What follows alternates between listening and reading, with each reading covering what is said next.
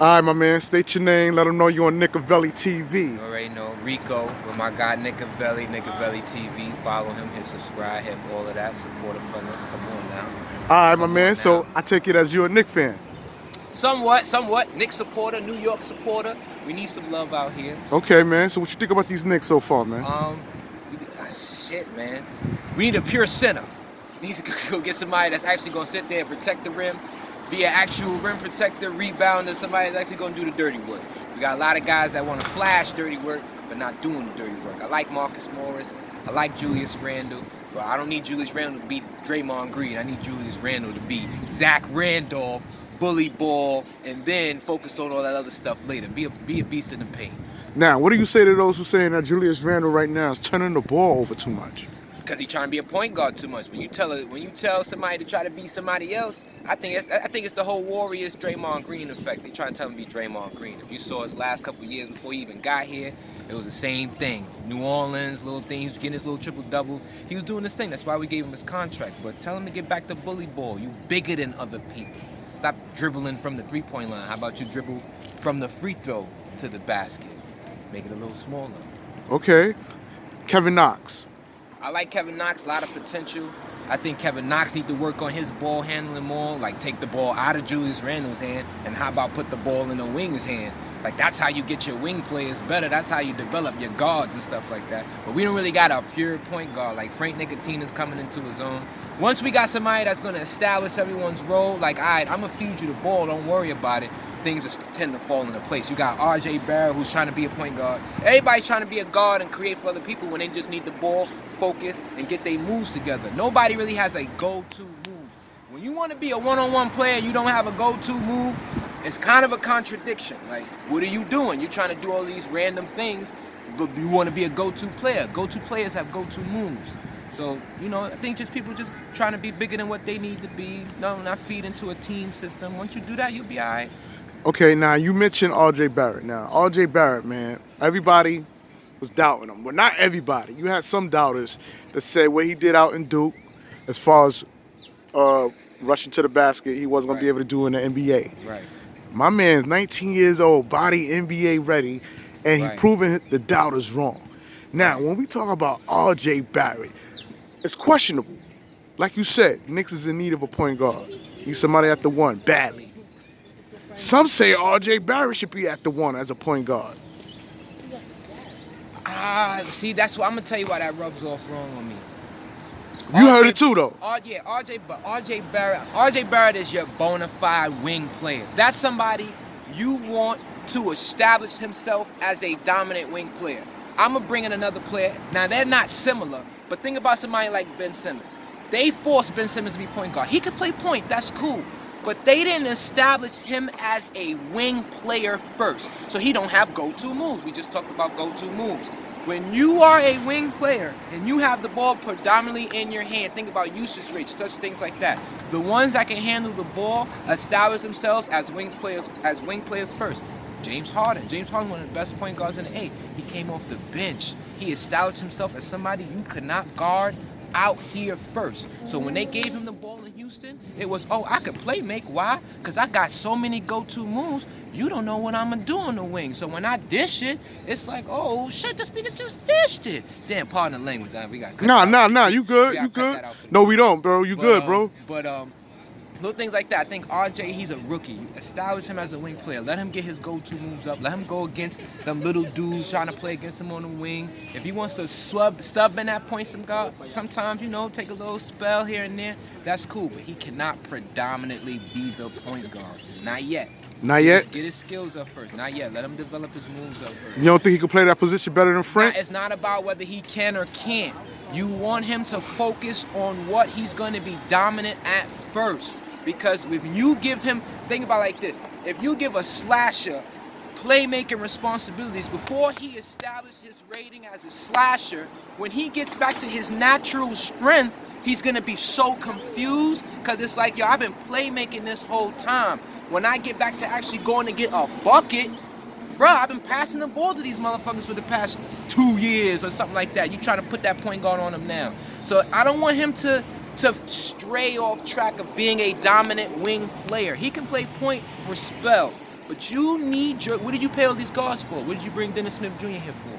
What do you have Alfred Payton here for? What are they here for? Put the ball in their hands. If they can't play point, get rid of them. You need somebody that's going to establish everyone else's role. Because even let's say RJ plays point guard and he's somewhat well at it. RJ's the point. Who gonna take the last shot now? Julius Randle? RJ could take the last shot at the point, cool. But he wasn't developing his playmate. He wasn't developing his go-to take the last shot moves. Now you said something that was quite interesting. You said something about confusion. Yeah. Okay, so I'm hitting that you feel that Coach Fizdale don't give his players enough time to. Oh, nah. I actually think Coach Fizdale is a pillar, because you need someone that's gonna allow everyone to be themselves. Coach Fizdale can only do what he can do with what he has. Not to say that the players we got are whack, because our players are good. Just the roles need to be established in order for everyone to flourish. A system takes so many things. Like, a system is not something you just build overnight. It's not a plan that someone just comes into the gym with and say, we're gonna run this scheme. A system is about belief. It's about synchronization. It's about people that actually buy into it, not just people that hear it and read it on a piece of paper. It's about when they come in, their attitude, everyone is together and linked up and locked in. A system is people believing they're gonna win a championship. That's part of your system. Like, your system ultimately leads to what you can believe in. So, like, people just, I think we just need to pump the brakes. They developing. Let them get their skills up. All right. Now, Frank Ntilikina, before you go off, Frank Ntilikina, some say get him out of here. Some say that Fizz should keep him because he's defense first. And then the quite thing I want to mention is also about development. Do you think Frank Ntilikina is struggling offensively because he's not giving them the accurate amount of time to develop as an offensive player like he is on the defensive end? Does he have the amount of time? I mean, we've given him all the time in the world to keep it up, to be 100%. Like, it's his third year. I don't think it's about time. I just don't think he's had, like, Frank Nick, like, these type of players, like those dominant, big body, but you want them to play point guard. They remind me of, like, Eric Bledsoe, these big bodies that gotta drive more to get their buckets and stuff like that. If you think about it, a lot of them played after or with a dominant wing player or someone that could teach them or someone they could model their game behind. Like if you think about Darren Collison, Eric Bledsoe, a lot of them played behind Chris Paul. Like somebody, Ty Lawson, a lot of these people played behind someone that was intelligent enough to at least dictate or at least help them and influence them in a way to where when they got in the game, I'm trying to, like, not be Chris Paul, but, like, I kind of got to hold it down. Like, I can't turn the ball over. Chris Paul going to yell at me. Like, I got people that are actually going to yell at me. They're missing leadership. I don't know who in that locker room is going to say, yo, you're not doing what you need to do. Marcus Smart, like what I'm saying, they got nice players. They got good, solid glue players. But in terms of leadership, you don't got that one guy they're going to go to that says, all right, that's how we're going to do it. Point guards, in terms of guards, all of the guards are young. There is no veteran guard that actually plays point guard, like Trey Burke and I forgot who else they had. Trey Burke is gone, though. Yeah, but they have, I'm talking about all the guards that they've been through in a couple of years. Trying to think of any veteran guards. Trey Burke, we had Marbury, we had... I don't even, that's way back. I'm talking about in the past, like 3-4 years. That's the Nate problem. Robinson. And no, Nate Robinson was not here in 3-4 years. That's what I'm saying. That's the problem. We can't think of no veteran guards that actually can actually spread some type of knowledge to Frank Ntilikina. Frank Ntilikina, how you gonna play? Who is he playing against to get better? Like, who's gonna get his moves up? Like, Dennis Smith Jr. is cool, but he's hurt all the time. Does he practice against Dennis Smith Jr. every day? He's probably had a year total with Dennis Smith Jr. if you add the mid-season trade last year up to this point. So they have not really played together. I don't even know who he plays against every day in practice. Part of you getting better is who you practice against. So how you feel about Alonzo Trier? He's cool. He looks weird. He's cool. He's not a point guard. He's a bona fide bench player. I don't think he's a starter. I don't think he's somebody you bring start and you give him responsibilities of lead the team. Now, you're going to have to back that up. Nah, yeah, that's cool. So why you say that about Alonzo Trier? If you watch ball and you're looking at Alonzo Trier and you're telling me that I'm about to put major responsibilities in Alonzo Trier's hand, the Knicks will be where they are for a long time. That's just not intelligent. He's not a leader. What does he do? He's a bona fide, solid glue player. Can he develop into something else? Sure. I don't think 5 years right now. You asking me about the Knicks today. The Knicks today don't need to put no bona fide responsibilities in non-bona fide people's hands. That's not good.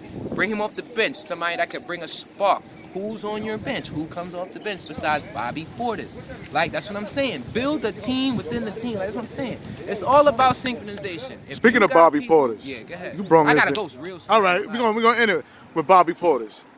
With Bobby Portis. You saw the game he did against his former team, the Chicago Bulls. Yeah. Was you impressed by that? Absolutely, but yeah, that's adrenaline. That team traded me. That team didn't want me no more. Like, can he do that consistently? He can get somewhere around there, which is solid. So I'm saying that's a solid bench player. But they got a veteran leader in Taj Gibson that's like, yo, this is how I want y'all to kind of be. Like, that's good. That's a good start. That's what I'm saying. The Knicks got some good pieces right now. Bobby Portis is a solid piece. And to put the nail in the coffin, this is it. How do you feel about Kyrie Irving and Kevin Durant going to the Brooklyn Nets instead of coming to the Knicks? Do you think they were scared to come this way? Scared. Yeah, no, I mean, think they were intelligent. You got to understand the type of organization New York has. Who are the New York Knicks being run by? I support everyone that want the New York Knicks to win, but the fact that we are we're trying to, like, Dan Gilbert won a championship, and that's a God bless. However that happened, that race, however you let that race win a championship, but guy we got right now type of screwing us over for like 20 years. Like, at least Dan Gilbert was tanking, getting #1 picks. We not even getting #1 picks. Like, I don't even know what this guy doing. So Steve Mills is cool, but the whole James Dolan, Nolan, the rock star. And that's what it is, y'all. Yo. My man right here, he's spilling his feelings, man. We gotta respect it. All right, it's your boy. We on Nicovelli TV. Always love. Make sure y'all like and subscribe. This is a wild one right here, man. But he's kicking that real shit. And we out. Peace.